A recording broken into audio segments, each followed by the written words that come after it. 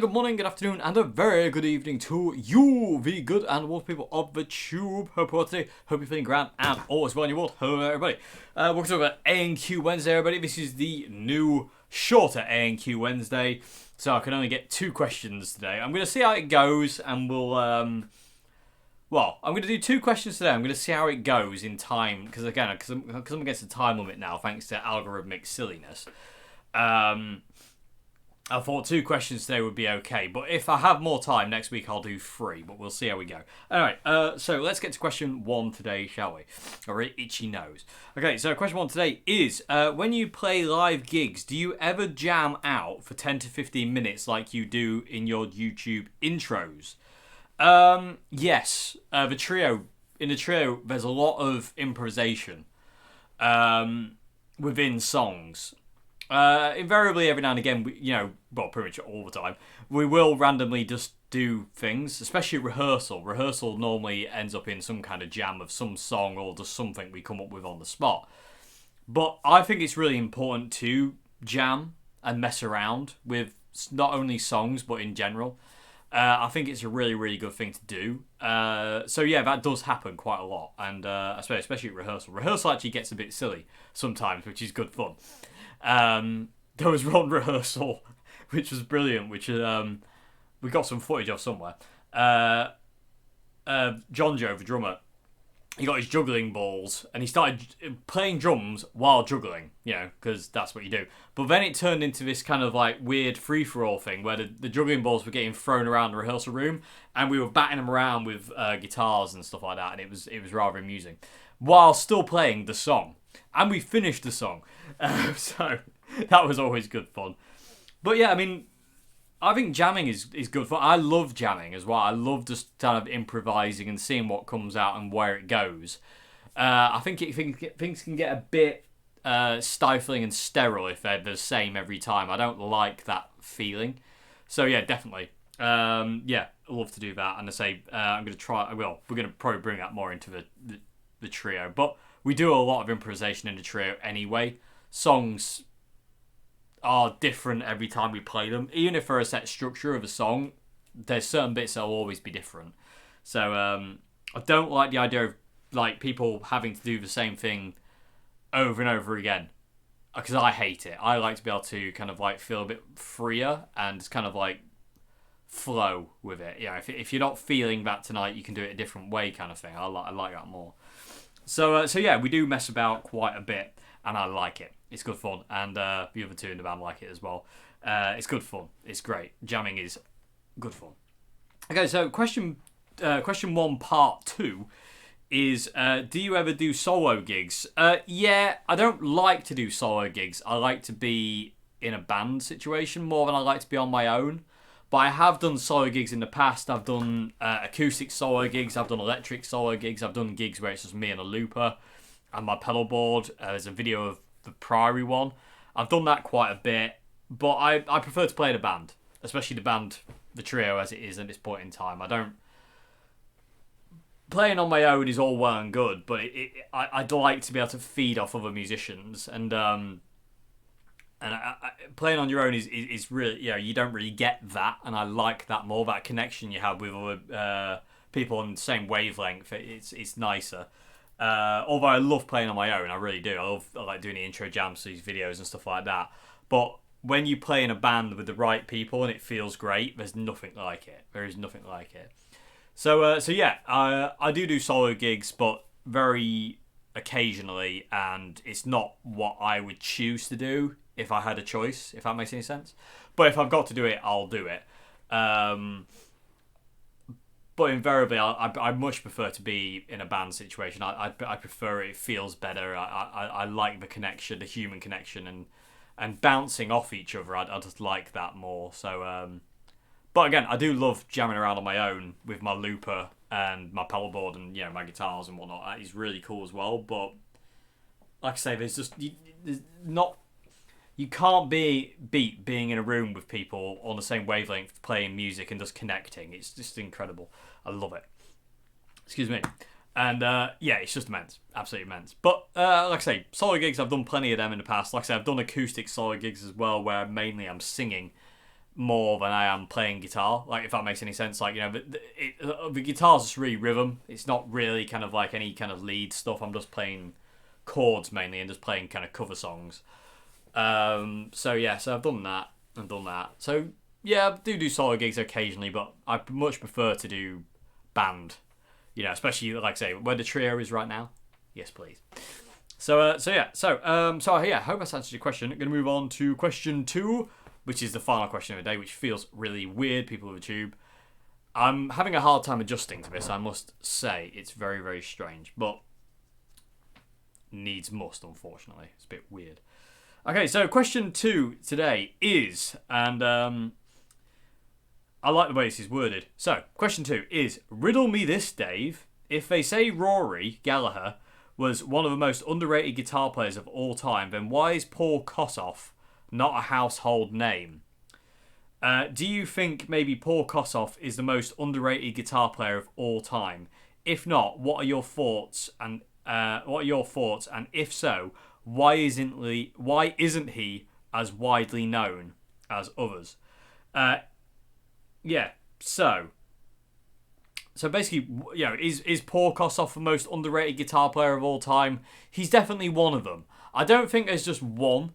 You know what I mean? I don't think there's just one underrated guitar player that of all time. You know, whether it be Rory or Paul or you know, whoever else. I can't think off the top of my head. Peter Green, for instance. Danny Kerwin, Stan Webb. All these guitarists that are who are underrated. I don't think there's just one. I think there's many.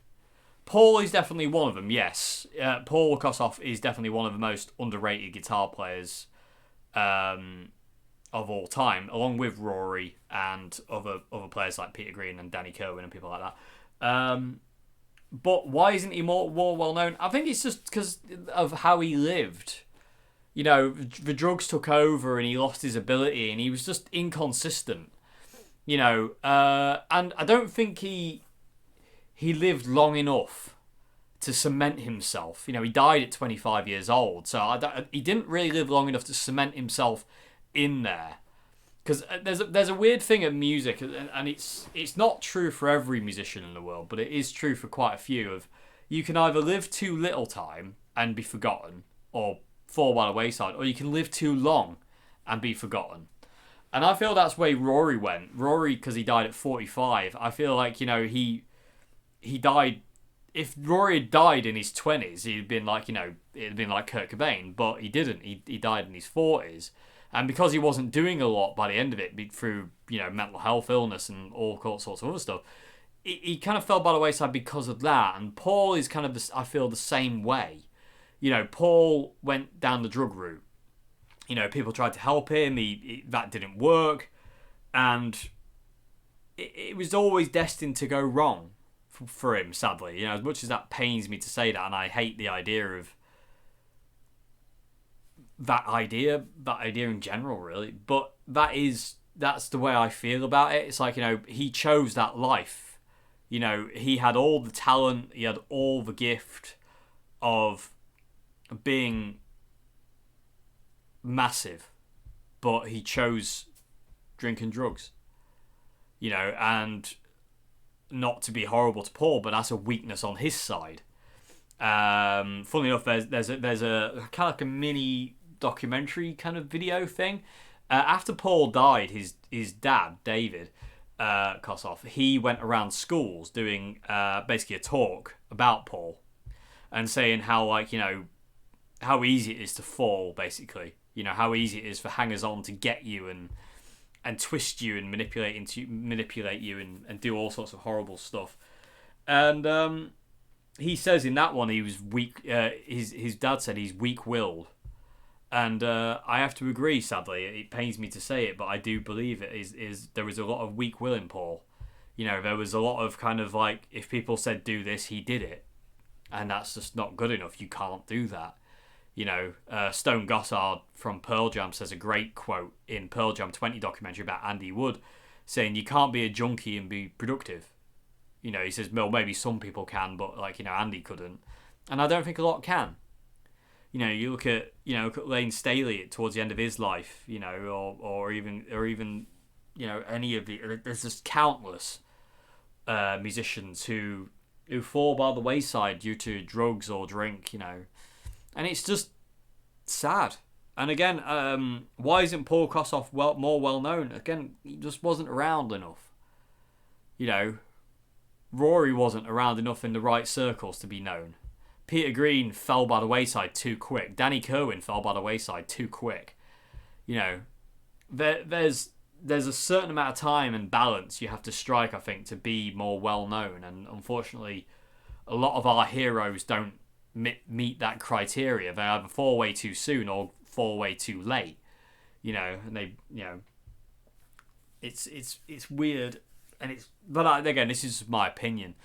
But Paul should be a household name in the guitar world. He should. There was a bit of a resurgence of Paul when Joe Bonamassa brought him up a couple of years ago. And all of a sudden, you had the Kossoff burst being reissued by Gibson, and there was a brief period of time where Paul Kossoff was the main focus again, and that's gone now. That's just the way that is. That's just it is what it is. So these things happen, and there's not much you can do about it. Sadly, it is what it is. There's a line in an Offspring song which is what is it? I can't think of the line exactly perfect, but it's so long I can't, so I'm gonna have to kind of paraphrase it. But it's like, our light only shines for so long. That's not the line, but basically that's it. That's as much as you can get, and as I can remember that one. But again, this is just my opinion. It's not, it's not gospel, but that's where I feel Paul fell away, and why he isn't more well known, and why Rory isn't more well known, and why other people get praise over them, and maybe, don't not necessarily deserve it, but people like Rory and Paul and Peter and Danny, they deserve more than what they actually get, and it's sad that they don't get it, but this is the way it goes. How many times did I say then? Far too many.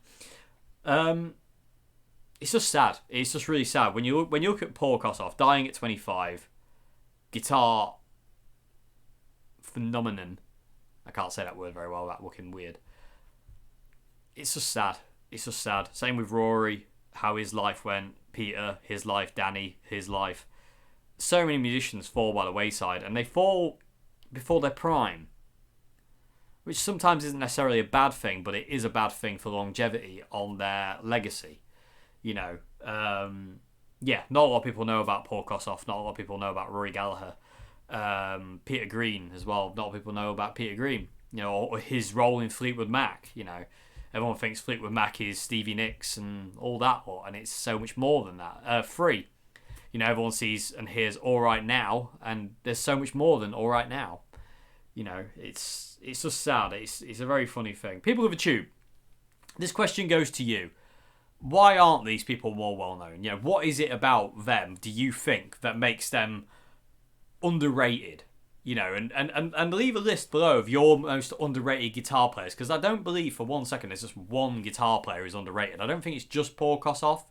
There's loads of them. Like I say, there is so many underrated guitarists who just kind of just never get the due and respect they deserve, and it's sad, and it breaks my heart, to be honest with you. It really does. And people like Paul, it's just wrong. It's just heart wrenching. It really is.